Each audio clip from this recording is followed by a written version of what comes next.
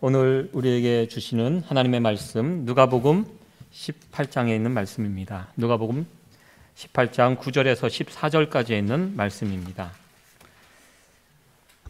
제가 봉독해 올립니다. 또 자기를 의롭다고 믿고 다른 사람을 멸시하는 자들에게 이 비유로 말씀하시되 두 사람이 기도하러 성전에 올라가니 하나는 바리새인이요 하나는 세리라. 바리새인은 서서 따로 기도하여 가로되 하나님이여 나는 다른 사람들 곧 토색 불의 간음하는 자들과 같지 아니하고 이 세리와도 같지 아니함을 감사하나이다. 나는 일에 2번씩 금식하고 또 소득의 11조를 드리나이다 하고 세리는 멀리 서서 감히 눈을 들어 하늘을 우러러 보지도 못하고 다만 가슴을 치며 가로되 하나님이여 불쌍히 여기옵소서 나는 죄인으로소이다 하였느니라. 내가 너희에게 이르노니 이 사람이 저보다 의롭다 하심을 받고 집에 내려갔느니라. 무릇 자기를 높이는 자는 낮아지고 자기를 낮추는 자는 높아지리라 하시니라. 아멘. 오늘 말씀의 제목은 덮어주시는 은혜입니다. 제가 시험 문제 하나를 이렇게 여러분들에게 드려보겠습니다. 글자 보이신가요? 예, 이게 한번 이게 안경을 벗어야지 이게 보이는데요. 제가 이 문제를 한번, 이것이 어떤 문제냐면 한국에 살고 있는 외국인 대상으로 한국어 시험입니다. 이 시험을 통과하면 한국인이 되는 것입니다. 예. 자, 제가 한번 읽어보겠습니다. 바람이 서늘하게 부는 계절 가을이면 나는 그곳에 간다. 내 키만한 갈대들 사이를 걷다 보면 내 옷깃이 스치는 소리인지 바람이 갈대를 스치는 소리인지 분간이 안 된다. 음악도 아닌 것이 괜히 사람 마음을 요동치게 한다. 갈대의 생김새는 마치 붓 같다. 붓처럼 기다랗고 끝이 복슬복슬한 것이 또 마음속에 그림 한 폭을 기린답시고 간지린다. 갈대 때문에 나에게 가을이란 계절은 가로 안에 저 1, 2, 3, 4 중에 답이 있습니다. 여러분들 답은 절대 말씀하지 마시기 바랍니다. 틀릴 것이기 때문에 그냥 속으로 이렇게 생각하시고 정답이 무엇일까 한번 생각해 보시기 바랍니다. 저도 틀렸어요. 저도 답을 보고 알았습니다. 정답은 1번입니다. 1번이라고 생각하니까 그렇구나. 국어 실력이 어느 정도 있어야지 이걸 풀 수 있는데요.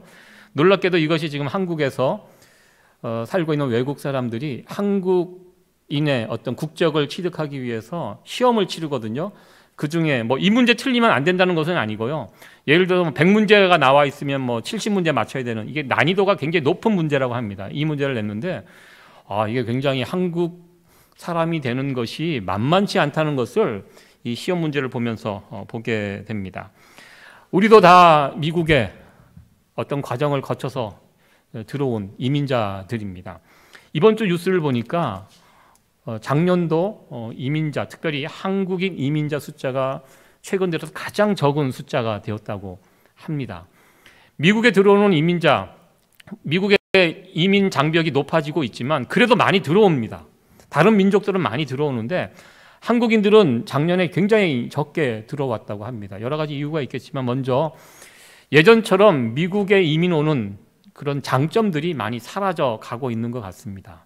또 하나의 이유는 대한민국 자체가 인구가 지금 급격히 줄어가고 있습니다. 특별히 일하는 젊은 인구들이, 제가 학교 다닐 때만 해도 대학 시험 볼 때 한 100만 명이 시험을 봤는데요. 지금은 한 학년에 지금 한 30만 명, 40만 명 이 정도 되는 걸로 제가 그러니까 인구가 지금 많이, 특별히 젊은 사람 중심으로 많이 줄어가고 있는데요. 인구가 줄었기 때문에 이렇게 미국으로 이민 오는 숫자들도 줄어가고 있는 것이 아닌가, 이렇게 또 진단을 하는 것을 보게 됩니다. 요즘은 미국에 들어오는 거 쉽지 않습니다. 제가 2001년도에 미국에 이렇게 들어왔는데요. 라떼는 해가지고 요즘은 라떼 하면 이게 꼰대 이미지가 있다고 그런 얘기 하지 말라고 하는데요. 저 때는 2001년도에 미국에 이렇게 들어올 때 좀 쉬웠던 것 같아요. 저는 학생 비자로 이렇게 미국에 들어왔는데요. 오면 제일 먼저 하는 것이 학생 비자 가진 사람들에게서 소셜 번호를 줬습니다. 제가 그 번호 지금도 쓰고 있고요. 그리고 이제 운전면허증을 따게 됩니다. 이거 이제 운전면허 따는 것이 기본이잖아요. 70년대 이민 오신 분들은 그 공항에서 영주권을 주셨다고 뭐 기술직으로 들어오시는 분들, 그분이 구두 수선공으로 들어오셨던 어느 장로님 이야기를 들어보니까 하와이에서 잠깐 내렸는데 거기서 영주권을 받고 이렇게 들어왔다고 그 옛날 좋았던 시절을 이렇게 이야기를 해주시더라고요. 저 때는 그 정도는 아니었지만 운전면허 쉽게 시험을 봤습니다. 저뿐만 아니라 목사님들뿐만 아니라 사모님들도. 제가 버지니아 시골, 굉장히 시골입니다. 그곳에 들어왔는데요. 운전면허 따기가 참 쉬웠습니다. 한국에서 운전을 했기 때문에 또 쉬웠고요. 보통 필기 시험을 보고 한 달 있다가 도로주행 보고 그렇게 운전면허를 받게 되는데요. 필기 시험이라도 따고 퍼밋이라도 받으면 그것이 이 신분증 대용을 할 수 있잖아요. 그래서 들어오자마자 하는 일이 이제 퍼밋 시험을 예약하고 가서 시험을 보는 일이었습니다. 뉴욕은 한국어 시험이 따로 있는 것으로 제가 알고 있습니다. 그러나 이 버지니아 그때 이제 시골이기 때문에 한국어 시험이 따로 없었습니다. 그래서 대신 어떻게 해줬냐면 통역관을 한 사람 데리고 오라고. 통역관을 데리고 와서 시험을 봅니다. 그래서 통역관이 시험관 앞에서 그 문제를 보고 이렇게 불러줍니다. 중요한 것은 시험관이 한국말을 전혀 모릅니다. 그러니까 통역관이 문제를 냅니다. 사모님, 이 문제의 답은 제 생각으로는 3번 같은데 사모님의 생각은 어떠세요? 예, 이걸 이제 근엄하게 질문을 이렇게 합니다. 그러면 사모님이 듣고 뭐라고 하시겠습니까? 제 생각도 3번 같아요. 그러면 이제 3번 찍고 이렇게 해서 많은 사모님들이 그 시험에 이제 합격을 하셨고, 그 목사님이 참 그것이 훈장처럼 내가 여러 명의 우리 사모님들 운전면허를 이렇게 퍼밋을 따게 해줬다고. 예, 근데 그것이 이제 바뀌었습니다. 제가 들어왔던 2001년도에 911이 일어나면서 그런 것들이 다 바뀌고 서류도 엄격해지고 그렇게 뭐 이렇게 통역관 데리고 와서 시험 보는 것도 다 없어지고, 예, 그렇게 된 것 같습니다. 아마 여러분들도 아마 이런 과정들을 다 거치고 미국 시민이 되었을 것이라고 생각이 됩니다. 운전면허 따고 또 영주권 받고, 그리고 영주권 받고 5년인가요? 예, 5년 지나면 시민권 시험을 이렇게 볼 수 있고, 또 그 시험 봐서 저도 시민권 시험 볼 때 한 2, 3일 동안 문제 뽑아갖고 달달 외워갖고, 예, 외운 대로 그냥 써서 그 시험을 이렇게 하고, 그리고 통과되고 또 사람들과 함께 선서하고, 제가 시민권 받을 때는 오바마 대통령이 미국의 대통령이었습니다. 그래서 그 시민권을 또 받고 드디어 이제 미국 사람이 되었구나, 그때 했던 그런 기억이 있어요. 아마 여러분들도 다 비슷한 그런 경험을 하셨을 것이라고 생각이 됩니다. 제가 말씀드리고 싶은 것은 내가 한국에서 살고 싶다, 한국 사람이 되고 싶다, 내가 미국에서 살고 싶다, 미국 사람으로 살고 싶다, 내가 원하는 대로 되는 것은 아니라는 것입니다. 여기에는 반드시 과정이 있습니다. 절차가 있습니다. 법이 있습니다. 그 법과 절차와 과정에 따라서 그것을 아무 무리 없이 잘 통과해야지만 내가 한국 사람이 되고 미국 사람이 될 수 있다는 것입니다. 누가복음 18장에는 모두 5가지의 이야기가 여기에 소개가 되어 있습니다. 과부와 불의한 재판관 이야기, 바리새인과 세리의 이야기, 그리고 어린아이가 되지 아니하면 천국에 갈 수 없다는 이야기, 영생에 관한 이야기, 부자 청년이 찾아와서 영생에 관해서 질문을 했을 때 예수님께서 영생에 대한 대답을 해주시고요. 그리고 여리고 성에 살고 있던 시각장애인을 고쳐주시는 그 이야기, 이 5가지 이야기가 누가복음 18장에 나와 있는데요. 이 누가복음 18장에 나오는 이 5가지 이야기가 다 제각기 이야기 같지만 한 가지 주제를 이야기하고 있습니다. 그 한 가지 주제는 하나님 나라입니다. 누가 하나님 나라에 들어갈 수 있는가? 자격을 물어보고 있습니다. 미국이나 한국이나 아무나 들어갈 수 없습니다. 자격이 되는 사람들이 들어가서 살게 됩니다. 통과해야지만 들어갑니다. 이와 마찬가지로 하나님 나라, 예수님께서 증거하신 이 하나님 나라, 원한다고 들어가는 것이 아닙니다. 여기에 자격이 있다는 것입니다. 누가 이 하나님 나라에 들어가서 살 수 있는가? 이 조건에 대해서 말씀하시는 장이 누가복음 18장입니다. 누가복음 17장 20절에 바리새인들이 예수님을 찾아서 질문을 합니다. 하나님의 나라가 어느 때에 임하니까 이렇게 물어봤을 때 이 질문에 대한 답이 누가복음 18장에 나와 있는 이 5가지 이야기입니다. 우리는 이 이야기를 통해서 누가 하나님 나라에 들어갈 수 있는지를 어떤 자격 조건이 있는지를 알게 됩니다. 오늘 본문의 이야기는 이 5가지 이야기 중에 두 번째 이야기를 함께 나누고자 합니다. 예수님의 비유, 아마 우리가 이미 잘 알고 있는 이야기일 것입니다. 굉장히 간단한 이야기입니다. 두 사람이 예루살렘 성전에 올라가서, 예루살렘 성전에 가면요, 통곡의 벽이라고 있습니다. 그리고 예루살렘 성전은요, 구별이 되어 있습니다. 유대인들이 들어가는 곳, 이방인들이 들어가는 곳, 남자, 여자 정확하게 구별이 되어 있고요. 그 선을 넘어가면 그 옛날에는 죽였습니다. 굉장히 엄격하게. 이방인들이 유대인들에 들어와서 서성거리면 잡아 죽여도 말 못하는, 굉장히 엄격하게 정해놓고 있었는데요. 이 바리새인과 서기관은 아마 둘 다 유대인이었던 것 같습니다. 유대인이었기 때문에 같은 공간에 들어와서 기도를 합니다. 그러니까 바리새인은 서서 당당하게 기도를 하고 있고요. 이 세리는 아마 멀찍이 떨어져서, 사람과 떨어져서 한쪽 구석에서 기도를 하고 있었던 것 같습니다. 11절에 바리새인이 어떻게 기도하고 있는지 이야기하고 있습니다. 같이 한번 읽어보도록 하겠습니다. 시작. 바리새인은 서서 따로 기도하여 가로되 하나님이여, 나는 다른 사람들 곧 토색, 불의, 간음을 하는 자들과 같이 아니하고 이 세리와도 같이 아니함을 감사하나이다. 지금 유대인들은요, 하나님께 나와 기도할 때 제일 먼저 하는 기도가 감사 기도입니다. 하나님 감사합니다. 우리 기도와 비슷하죠. 우리도 기도할 때 항상 하나님 감사합니다. 제가 언젠가 말씀드렸죠. 교회 오실 때 우리가 마스크도 챙겨야 되지만 제일 중요한, 뭘 챙겨갖고 오라고? 감사의 제 몫을 챙겨갖고 교회 오시도록 제가 언젠가 말씀을 전했습니다. 유대인들이요, 하나님께 나올 때 항상 기도할 때 먼저 하는 기도가 감사합니다. 하나님 감사합니다. 그런데요, 이 바리새인이 하는 이 감사 기도의 내용을 한번 보시기 바랍니다. 이게 뭐가 감사인가? 어떻게 감사를 이렇게 하죠? 하나님 감사합니다 내용이 아니에요. 무슨 내용입니까?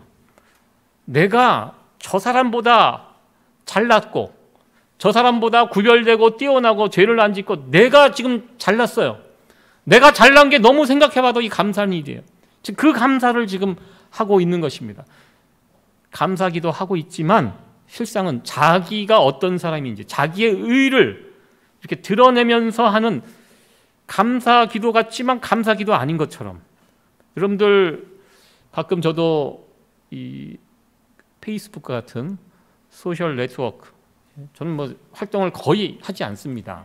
이제 친구들하고 이렇게 연결이 되어 있기 때문에 페이스북을 키면 친구들이 이제 올린 그 글들이 막 이렇게 뜹니다. 막 뜨게 되는데요.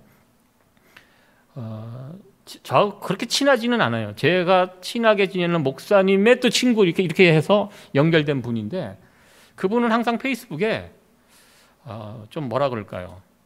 좀 저를 불편케 하는 그런 내용들을 올리십니다. 이분이 항상 하는 페이스북에 제가 보기에는, 물론 목사님이시기 때문에 늘 감사합니다, 하나님 감사합니다 하면서 올리지만 그 내용이 뭐냐면 자식 자랑, 아내 자랑, 그리고 뭐 자기 자랑, 이 자랑을 막 이렇게 해놔요. 예를 들어서 오늘은 내 사랑하는 큰아들이 엄마 아빠 모시고 가족들 되시고 오늘은 자기가 쏘겠다고 해서 고급 레스토랑에 가갖고 아주 맛있는 이 소고기를 사주었다. 사진을 딱 찍고 가격이 얼마인지 딱. 마음이 덜컥 내려앉습니다. 우리 애들은 이런 거 안 하는데. 그리고 하나님 너무 감사합니다. 나는 자식에게 해준 게 없는데 자식이 이런 거 받아 누린다고 너무 감사하다고. 이에 질세라 둘째 아들도 아버지를 위하여 귀한 선물을 사왔다고 하면서 그 사온 선물을 보여주고 가격을 보여주고. 이 보면 제 마음이 어떻게 되겠습니까? 마음이 다칩니다. 여러분 저만 이상합니까? 저 이상한 사람을 자꾸 쳐다보고 계시는데요. 이게 지금 뭐 하는 건지, 이 페이스북에서. 그러면서 항상 뒤에는 하나님 너무 감사합니다. 감사하죠. 감사하는데 그런 거를 막 이렇게 해놓고 감사하는 걸 보면서 저 옆에 있는 사람들은 그거 보면 참 이게 좀 그래요. 그래서 제가 이 친구 관계를 차단을 해버릴까 할 정도로 좀 마음이 어쩔 때는 좀 그래요. 이게 무슨 감사고 이런 걸 어떻게 이렇게 올릴 수 있을까? 뭐 이렇게 저는 생각을 해봅니다. 지금 바리새인이 하는 짓이 바로 이런 것이라는 겁니다. 나는 저 세리하고 다르다. 내가 얼마나 뛰어난 사람인지, 나은 사람인지, 저 사람들보다 나은 사람인지를 하나님 앞에 나와서 기도합니다. 감사의 기도의 형식으로 하지만 결국 자기 의를 이렇게 드러내고 있는 이 못난 모습을 우리는 보게 됩니다. 그리고 계속 이야기합니다. 토색, 구체적으로 말하면 토색, 불의, 간음. 나 이거 하지 않는다. 이거 누굴 이야기하는 겁니까? 그 옆에 있는 세리 이야기를 하고 있습니다. 세리는요, 그 당시 토색질, 토색은 도둑질 하는 것입니다. 그리고 불의, 사기치는 것입니다. 그리고 간음, 이 세리는요, 이스라엘 사람들이 어떻게 세리를 바라봤냐면 로마 정부의, 이스라엘의 원수인 로마 정부와 협작을 해서 동족들의 피를 빨아먹는, 그래서 영적인 간음하는 자들로 세리들을 바라봤습니다. 이렇게 지금 옆에서 기도하고 있는 세리를 바라보면서 지금 이 이야기를 큰 소리로 떠들고 있는 것입니다. 나는 저 사람하고 다른 사람입니다. 하나님, 저는 저 사람과 같지 않은 거 너무너무 감사합니다. 지금 이렇게 기도하고 있습니다. 12절은 나는 일에 2번씩 금식하고 또 소득의 11조를 드리나이다. 이게 무슨 말이냐면 유대인들은요, 1년에 한 번 공식적으로 금식하게 된 날이 대속죄일, 제사장이 지성소에 들어간 대속죄일 날 금식하게 되어 있습니다. 그런데 이 사람은 그 주간 가운데 금요일 날 금식하지만 그 전에 한 번 더 했던 것 같아요. 이틀을 금식을 했던 것 같아요. 하나님을 향한 열심이 있는 사람이죠. 하루 종일 그냥 하루만 금식해도 되는데 나는 일주일에 2번을 금식을 하고, 그리고 자신의 소득의 11조 드리는 항목들이 구약 성경에 정해져 있습니다. 이 사람은 아마도 정해놓은 항목보다 더 많이 모든 어떤 자신에게 수익이 됐다고 생각하는 것은 다 11조로 드리는, 어떻게 보면 여러분들 우리 주변에 이런 분들이 있습니까? 이 정도 우리가 신앙생활 한다면 이거 굉장히 신앙생활 열심히 하는 분입니다. 우리가 바리새인 하면 너무 쉽게 생각하지 않으셨으면 좋겠어요.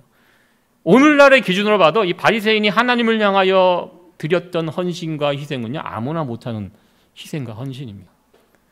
야, 어떻게 이렇게 신앙생활 열심히 잘 할 수 있을까? 우리가 이렇게 생각할 수 있는데요. 그런데 이 사람은 하나님으로부터 의롭다함을 받지 못했다. 그것이 오늘 말씀의 결론의 내용입니다.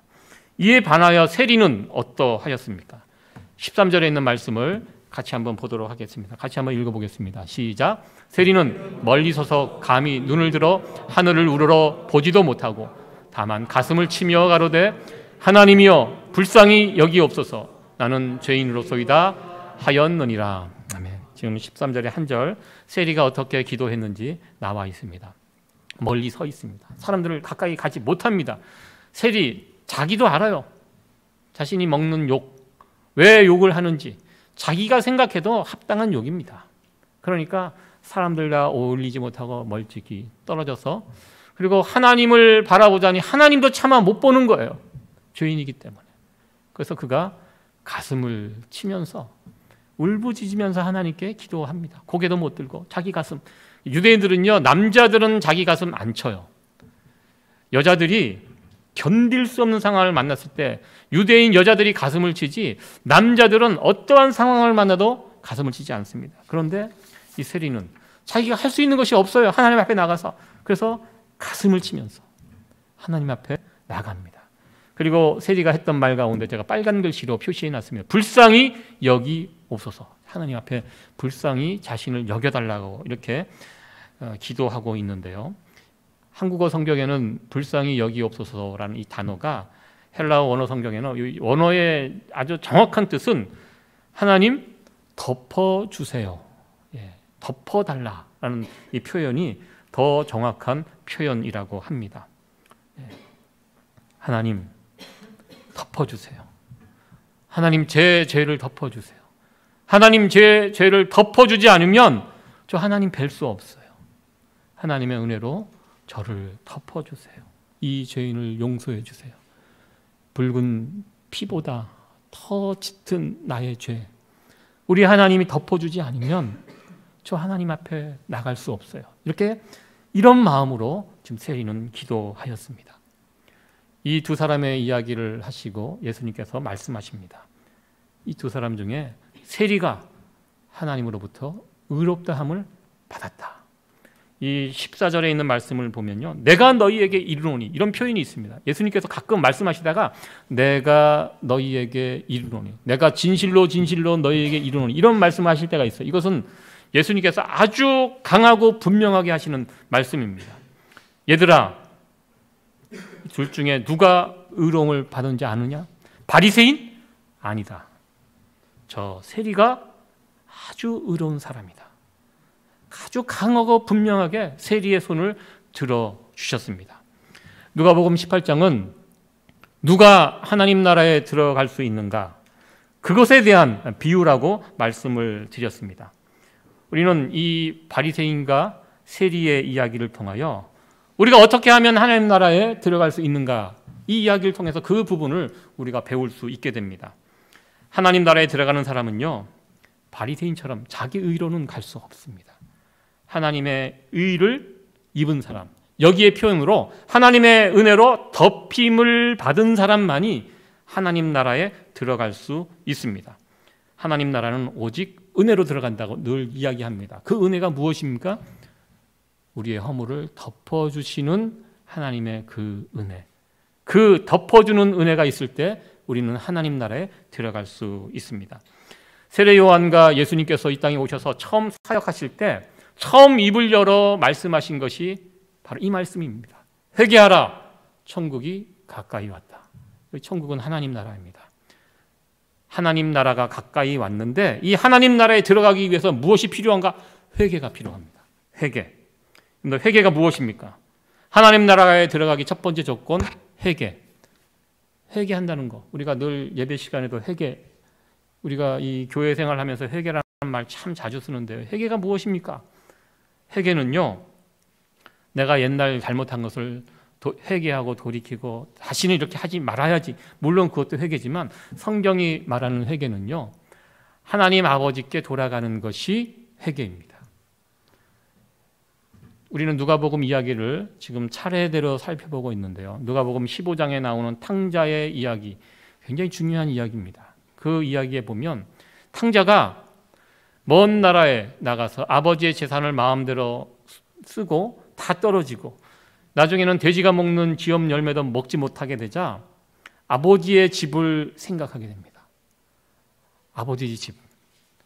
거기는 종들도 배불리 먹는 곳인데 그 아버지의 집을 생각하고 그 아버지의 집으로 돌아갈 것을 결심합니다. 그리고 탕자는 아버지 집을 향하여 돌아갑니다. 아버지가 돌아온 탕자를 만났을 때 어떤 일이 벌어집니까? 아버지를 만납니다. 만났을 때 탕자가 이런저런 이야기를 하죠. 아마 나름대로 계획을 했던 것 같아요. 내가 아버지를 만나면 염치 없는 죄인이기 때문에 내가 더 이상 아버지의 아들로 살지 않고 품꾼의 하나로 살겠다고 이야기를 해야지. 아마 이렇게 계획을 하고 아버지 앞에 딱 섰는데요. 아버지 앞에 돌아오자마자 아버지가 한 일이 무엇입니까? 그 아들을 덮어주신 것입니다. 품었다고 나와 있는데요. 이 품는 아버지가 돌아온 아들을 그냥 말하지 마! 그냥 품어주는 이 모습이 아버지가 아들을 덮어주시는 모습이라고 저는 생각합니다. 아들을 덮어주시고 그 다음 행동이 무엇입니까? 아버지가 아들을 자기 집으로 데리고 들어가는 이 장면이 탕자의 비유의 내용입니다. 굉장히 상징적인 이야기. 아버지께 돌아가면 이게 회개입니다. 우리 아버지가 어떻게 합니까? 그 아들을 품어주시고 어디로? 아버지 집으로 데리고 들어가는 거. 하나님 나라 우리가 어떻게 들어갑니까? 회개하는 거. 회개, 하나님께 돌아오는 것. 이러면서 우리가 하나님 나라에 들어가서 살아가는 자들이 될 수 있게 됩니다. 오늘 이 본문의 이야기는요, 두 사람이 예루살렘을 성전을 향하여 올라가는 그런 장면에서 시작이 됩니다. 예루살렘 성전에 이들이 왜 갑니까? 예배드리러 갑니다. 그러니까 오늘날로 말하면 우리가 이렇게 주일이 되면 여러분들 주일날 교회에 예배드리러 이렇게 올라오는 이런 장면인데요. 저는 이 비유의 이야기를 통해서 우리가 하나님 앞에 예배를 드릴 때 바리새인의 예배를 드리고 있는가 아니면 세리의 예배를 드리고 있는가, 우리의 예배를 한번 생각을 해 보았습니다. 하나님께서 세리의 예배를 손들어 주셨습니다. 그래서 우리가 이 이야기를 듣고 결론, 나도 이제 세리처럼 살아야지, 이렇게 결론을 내면 안 된다는 것입니다. 세리는요, 사실 욕먹을 짓을 하면서 사는 사람입니다. 우리가 지금 뭐라 그럴까요? 이 바리새인을 좀 나쁘게 이야기하는 것 같은데요. 사실 우리가 바리새인과 세리를 놓고 봤을 때 우리는 누구에게 가깝습니까? 제가 이렇게 보면 우리 가운데 세리 역할을 하신 분은 없어요. 우리 교회 성도님 가운데. 세상에 나가서 세리처럼 사시는 분 없어요. 제가 아무리 봐도. 우리 교회 성도님. 우리는 다 세리보단 바리새인 쪽에 가까워요. 나름대로 신앙생활 열심히 잘 하시고요. 하나님을 위해서 헌신하고 충성하시는데요. 중요한 것이 있습니다. 지금 이것은 세리가 될래 바리새인이 될래 이렇게 결정하는 것이 아니라 우리의 겉모습은요, 바리새인처럼 살아야 됩니다. 열심히 있게 하나님을 향하여 최선을 다하고 헌신하고 희생하고, 그리고 중요한 거, 우리의 속마음은 누구처럼? 세리처럼. 저는 이 이야기를 통해서 이 두 가지를 한번 생각을 해보려고 합니다. 바리새인이냐 세리냐 양자택일의 문제가 아니에요. 가장 좋은 조합이 무엇입니까? 우리의 겉모습은 바리새인처럼, 우리의 속마음은 세리처럼 이렇게 살아가는 것이 정말 아름다운 신앙인의 모습이 아닌가, 이렇게 생각을 해보았습니다. 저는 지금도 사랑하고 존경하는 어느 장로님이 한 분 계시는데요. 그 장로님은 큰 부자예요. 그리고 부자니까, 미국에서 돈이 많으니까 얼마나 힘이 있겠어요. 좋은 일도 많이 하고 선교도 정말 많이 하고 교회 헌신 정말 많이 하시는데요. 한 가지 사람들에게 지적을 받는 것이 무엇이냐면 좀 교만하세요. 저는 처음에 그것이 참 눈에 참 안 들어왔어요. 근데 그 장로님에 대해서 이러쿵저러쿵 이야기하시는 분들 붙잡고 제가 그런 이야기를 해드렸습니다. 사람이 돈이 많고 힘도 세고 그리고 겸손하면 얼마나 좋겠나. 그러면 정말 베스트다. 근데 그 사실 찾아봐라, 그런 분들이 있나. 사람은 연약해서 내가 뭔가 가지고 힘이 있고 그러면 왠지 모르게 누군가를 깔보고 이렇게 교만해지고 이렇게 보여질 수밖에 없고, 사실 제가 봐도 좀 교만하세요. 근데 제가 그것을 어느 순간 나쁘게 안 봤습니다. 저분이 장점이 있구나. 저 부분만 조금 좀 고쳐지면 되겠고, 그거는 하나님께서 하시는 일이고, 그래도 그분이 교회를 위해서, 하나님 나라를 위해서 하시는 일들이 어마어마해요. 전체를 다 무시하면 안 된다는 것입니다. 이 바리새인과 세리의 이야기에서 우리가 그 부분을 주목해야 합니다. 이것이냐 저것이냐가 아니에요. 우리가 지금 하나님 앞에 나와서 예배 드릴 때요, 이 두 가지 모습 필요하다는 것입니다. 바리새인처럼 하나님을 향한 특심, 열심, 섬김, 희생, 이런 모습이 우리에게 필요하고요. 그리고 우리의 속마음은 세리처럼, 하나님, 저는 죄인입니다. 하나님이 덮어주지 않으면 나 여기 나올 수 없는 정말 연약한 죄인입니다. 이런 간절한 마음을 가지고 이 예배의 자리에 설 수 있는 저와 여러분들 되어지기를 간절히 축원합니다. 이 덮어지는 은혜, 여러분들 예배 드리실 때마다 나를 덮어주시는 그 하나님의 은혜를 여러분 체험해 보신 적이 있으십니까? 누구에게 용서함을 받았, 그 경험, 이 누군가에게 용서함을 받으면요, 덮어짐을 받으면요, 정말 기쁘고 행복해져요. 감사가 막 나와요. 얼마 전에 제가 뉴저지 턴파이크를 이렇게 운전하다 가다가 제가 미국 생활 21년 만에 처음으로 제가 스피드 티켓을 경찰에게 잡혔습니다. 경찰에게 잡혔다고 하니까 되게 좋아하시더라고요. 제가 21년 만에 처음이에요. 제가 스피드로 잡힌 것이.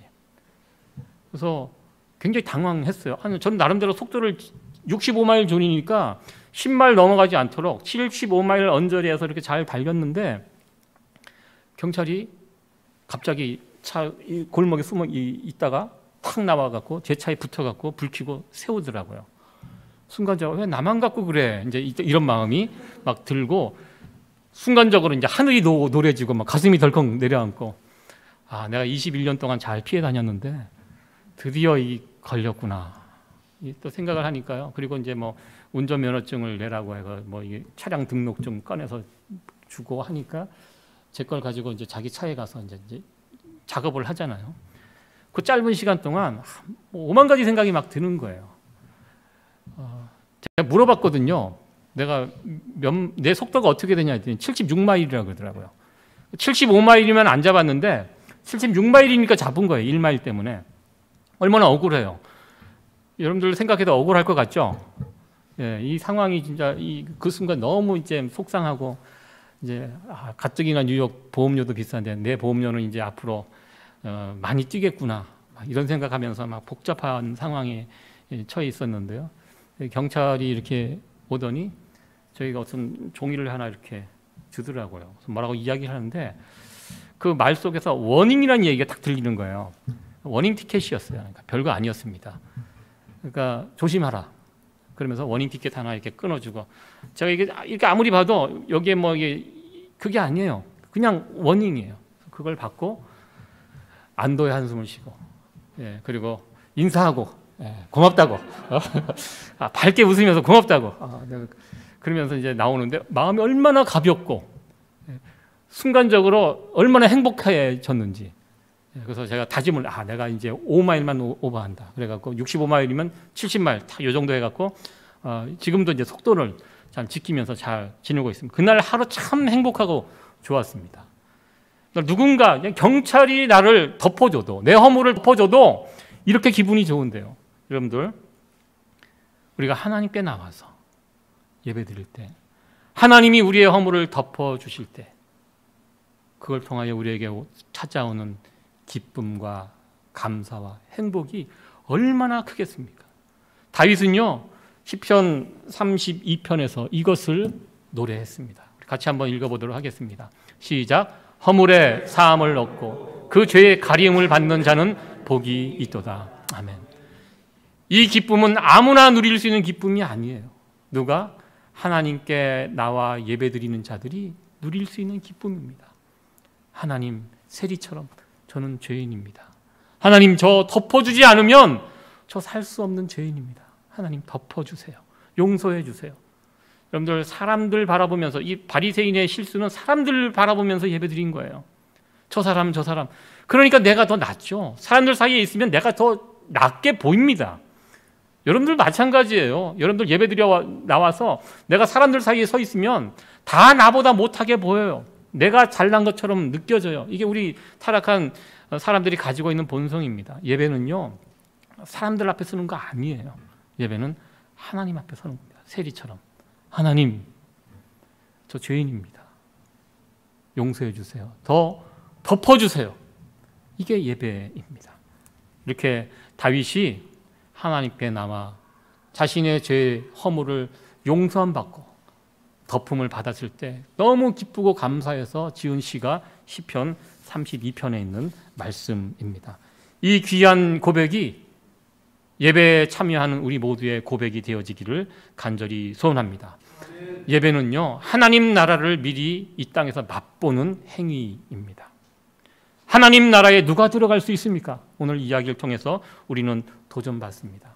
여러분들 하나님께 나올 때 이 세리의 기도를 올려드리세요. 하나님 저는 죄인입니다. 하나님 앞에 나갈 수 없는 그래서 하나님 은혜가 필요합니다. 나에게 은혜를 주세요. 하나님 저 덮어주세요. 제 허물 덮어주세요. 이렇게 기도하고 하나님께 손을 내밀 때 하나님께서 우리의 손을 붙잡아 주시고 우리를 하나님의 은혜로 덮어주실 줄로 믿습니다. 이 귀한 은혜가 하나님께 나와 예배드리는 모든 성도들에게 늘 함께 하여지기를 간절히 축원합니다.